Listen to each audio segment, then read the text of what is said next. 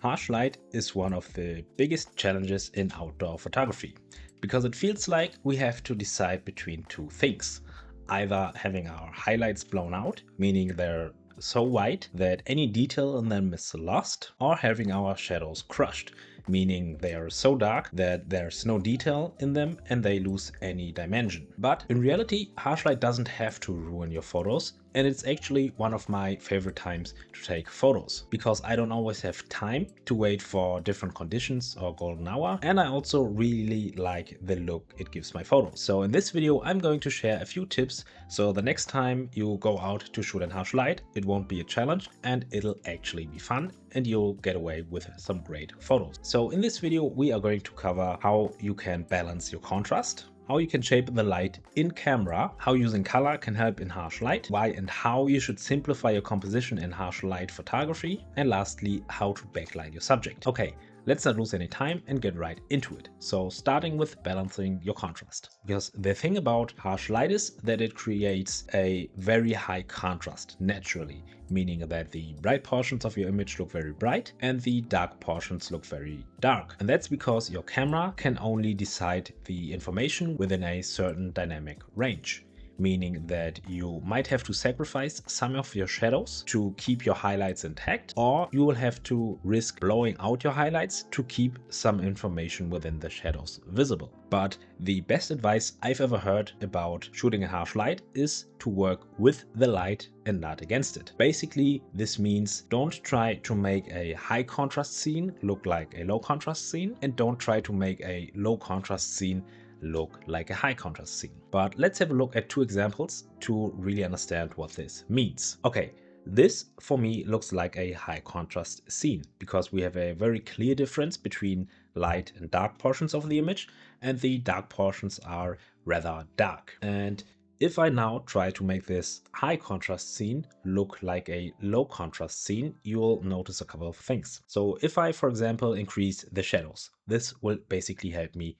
decrease contrast in this case, because light and dark get closer to each other. So if I just increase them, you'll notice that the shadow area gets brighter, of course, and also there's just a lot more details within the shadows that are suddenly visible. And for me as a viewer, this feels very irritating because if I look at this version of the image, my eyes feel kind of lost, because suddenly I'm not entirely sure where to look at because everything is so bright and I don't have the contrast to basically guide my eye. So I see all the details in the wall, and all these details are not important for the image. They don't help me tell a story of this boat, and this makes it just very confusing. So if I revert these changes, you can tell that this looks more natural, and also it's much clearer where I want you to look at, because this whole shot is about the boat basically. So the idea here is to not force your shadow to be brighter than they should be, but just feel confident that you can leave your shadows and let them be dark if they don't hold any important information for the photo. If we now look at an example of a low contrast scene like this one, it's quite the opposite. Okay, if we just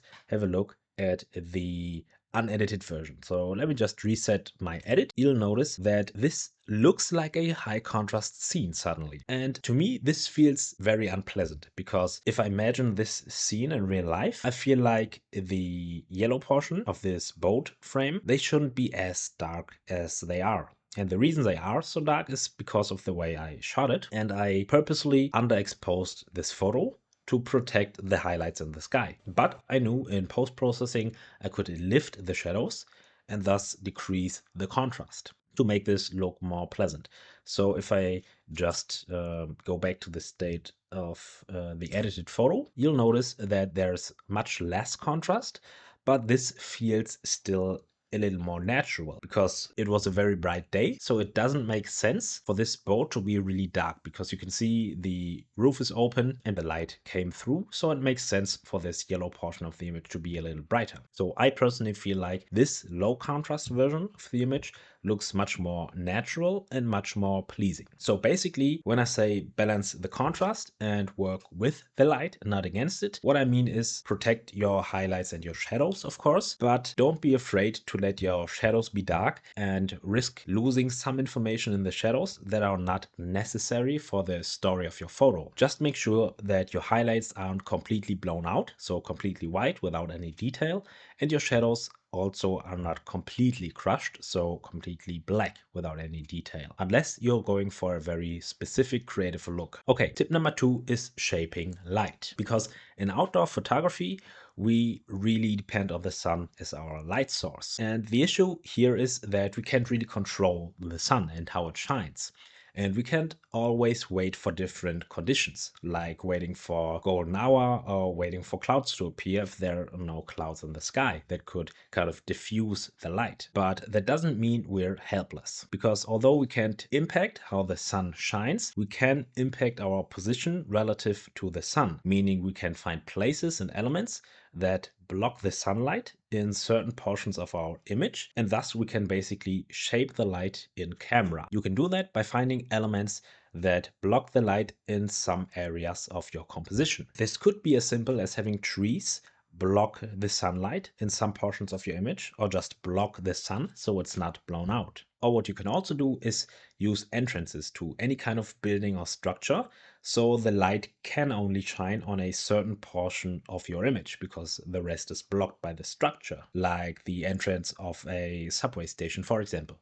But I do admit this, of course, requires you to be at the right place at the right time. And what you also can do if you're not as lucky to find a place where the sun shines on a certain spot is finding any structure that you can use as a frame. So the best idea here is to shoot the frame from the shadow side, meaning the frame is rather dark, and shooting into the direction of the sun. So your subject is lit by the sun, and you have a really nice contrast between your frame, which is in the shadows, and your subject, which is really bright because the sun is shining on it. So shaping the light is one of my favorite ways to shoot in any conditions, but I do realize that sometimes our location doesn't give us the option to shape the light in camera. So what if we have a subject that we really want to photograph, but we can't find any element that we can use to shape the light in our composition? In this case, you can't really rely on the light to highlight your subject because your light is highlighting everything in the composition. But in these cases, you can use color to make your subject pop. And the best way to do this is to firstly pay attention to the color of your subject. So for example, if your subject has a very bright color, you can try to find elements around your subject that are of a different color and also maybe of a darker color that contrasts very well with your subject. This just helps your subject to stand out from the rest of the composition. And I do realize that white is not a color, but I hope you get the point. What you also can do is contrast complementary colors, meaning you could contrast warm colors with very cool colors, which often creates a very pleasant look. Or what you also can do if your composition doesn't have too much color overall is introduce an element that has a very prominent color. What this does is kind of breathe life into this rather colorless composition. But if you do this, just make sure that this element with a very prominent color doesn't steal away all the attention from your subject. So color contrast is a great way to make your subject pop in harsh light, even if you can't shape the light. But the thing is, sometimes even color contrast isn't enough to make your subject stand out. And that's because, especially in harsh light, everything is equally lit and equally highlighted, meaning that every little detail and every little distracting element in your photo is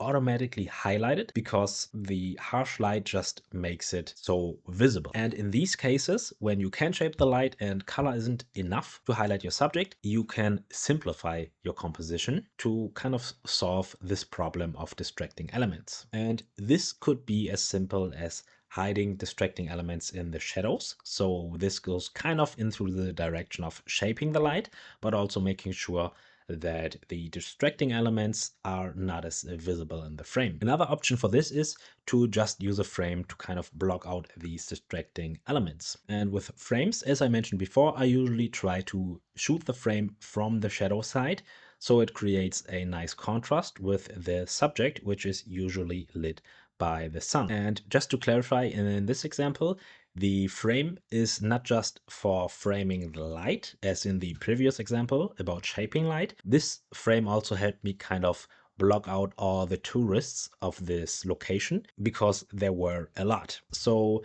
the use case here is more focused on blocking out distractions that kind of take away attention from the subject. Or what you also can do is using negative space to basically simplify your composition. And negative space basically means empty area or an area that has very little distracting elements. As in this case, where around these two people, there is very little details that distract from them.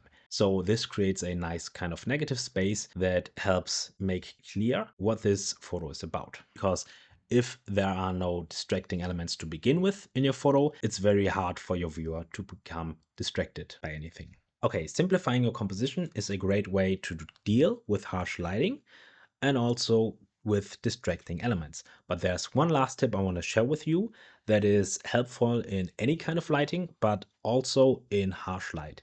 And that is using backlighting. And what backlighting is simply taking a photo of your subject from the shadow side, meaning that the light source or the sun is behind your subject and you're shooting basically into the shadow side. And what this does is create softer light on your subject because the sunlight bounces from everywhere around you onto the subject, and this bounced light is always much softer than the direct sunlight. And also backlighting creates a kind of rim light around your subject, which helps your subject stand out. But the thing about backlighting is you have to decide how to expose your photo.